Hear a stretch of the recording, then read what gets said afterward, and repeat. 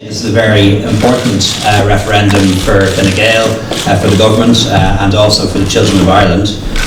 Commitment to children and child protection has been a big part of Fine Gael's programme for a very long time, and our responsibility as the largest party in government is to make sure that people have proper and adequate information about what this referendum is about and how the amendment changes things and improves the position of children in the state, and also to encourage people to vote yes in the referendum. This is going to be a very big campaign and a very strong campaign from the Fine Gael party. People can, and I hope will, make a historic decision on the 10th of November. Because at the stroke of a pen, they can, on the day of the constitutional vote, put into our constitution, for the first time ever, a recognition of children in their own right. Now, as Taoiseach and as a father, I ask people to do exactly that, to come out in force and to vote yes for our children, because the children of Ireland are all our children. And this referendum is about giving children a chance, a second chance. We entered government on a promise of action in a whole range of areas, not least in relation to children.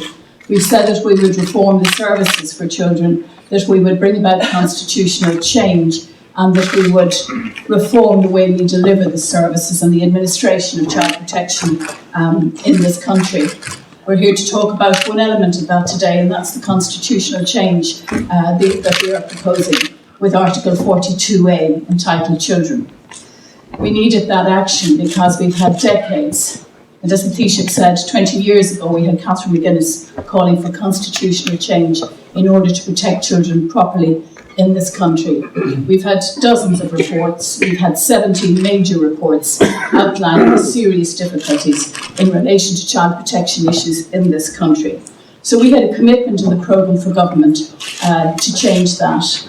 And I want to thank everyone who's been involved in ensuring that we can bring that commitment to the people on Saturday the 10th of November, when the public will get an opportunity to vote on this constitutional amendment which puts children at the centre. I want to say this is not just a legacy issue, however. This is also a contemporary issue. And quite a number of people have said to me, well, what difference will this actually make to children? And I want to highlight very briefly to you some of the changes that will occur as a result of this amendment being passed. I want to remind you of the sad fact that in 2011 there were 36,000 cases of abuse, neglect, physical, sexual abuse, concerns in relation to families referred to the Child and Family Services in this country. And 1,500 of those cases were confirmed as being cases of serious sexual and physical abuse of children.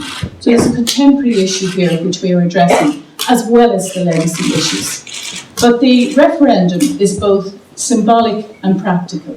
It is very important symbolically, there's no question of that. I don't have to explain to people here why it's important symbolically, but practically it's important as well in terms of the future.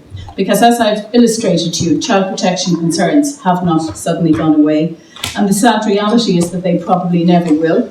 But that doesn't mean we shouldn't do all we possibly can to protect children. And that's why we should vote yes on Saturday, November the 10th, when after 19 years of talk, the children's referendum is finally held. What this amendment crucially does is it recognises a child's individual humanity as a person, whilst also importantly respecting family rights. In doing so, it requires that children be heard, their views ascertained and given due weight, where a child is capable of forming his or her own views. In recognising a child's individual humanity, it also seeks to ensure that children in long-term foster care have the possibility of adoption. My family is one of the families in this country which are extremely fortunate to be sharing our home with children whom, for a variety of different reasons, cannot stay in their own homes. It is only through my dealings as a foster carer that I have come to realise how the current legal system, underpinned by the Constitution, has left down so many needy and vulnerable children. In my own experience, I have been utterly frustrated to witness how legal argument supersedes the rights of children who are coming into care.